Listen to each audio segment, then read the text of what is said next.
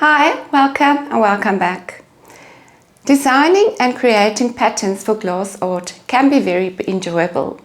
But sometimes while I'm busy cutting the glass, it happens that I realize that I made a mistake and there's a piece that I cannot cut by hand. And in this one, it happened twice. But the first one, it was pretty easy to fix. The second one, not so much. But there are alternatives as to what you can do, and I will tell you about those later in the video and at the end of the video. But if you have some good advice, you're welcome to say so in the comments. And so that is what we are here to do. That is to learn, and we can learn from each other. I'm not perfect. I'm not going to stand here and make as if I'm perfect. I do make mistakes, and I'm going to show you my mistakes. And from that I learn, maybe you can learn, or maybe you have better advice. And on that note, if you go to my video of the fish on the hook, you will see in the comment section that Elizabeth Watson gave some very good advice with regards to the making of the stand. So if you're planning on making the fish on the hook with the stand, just go to the comment section and read her comment there. Thank you so much for that very good advice, Elizabeth.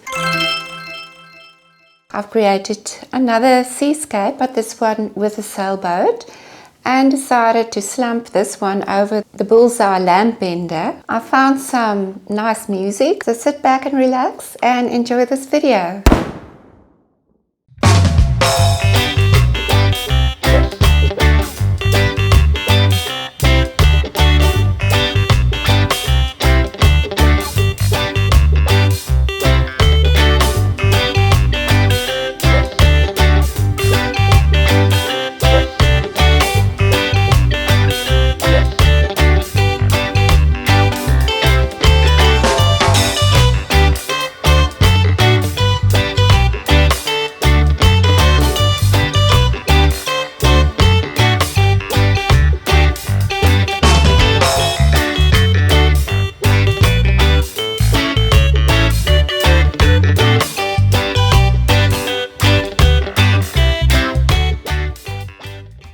This is where I found my first hiccup, and something that I forgot when I drew my pattern is that the cloudy sky, I'm using a streaky translucent turquoise and white.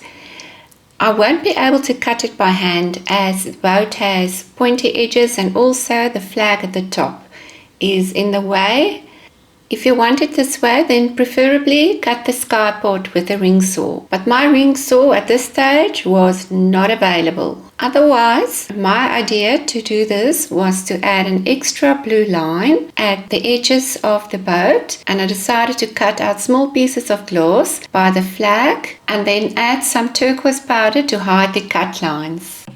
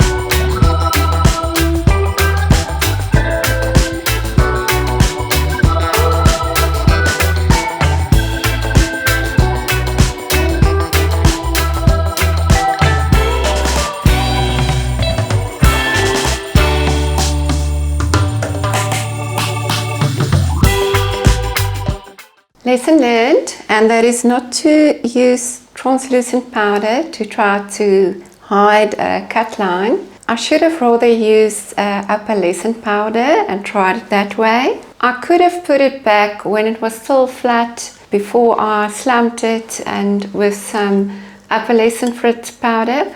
But unfortunately, I do not have the luxury of putting my items back into the kiln over and over because we have load shedding. If I could fuse over and over again. I would have put it back in when it was still flat with a little bit of, I think, white opalescent that would go with the clouds. Try to let it blend in nicely. I hope you enjoyed this video. I'm busy working on some projects which have got up to 6 layers of gloss, so that's going to be a very long fuse. So if it's not up within the next week, you know we have load shedding. I cannot fuse, I cannot take a chance to fuse at that. The kiln will go off halfway and break my gloss. So thank you for watching.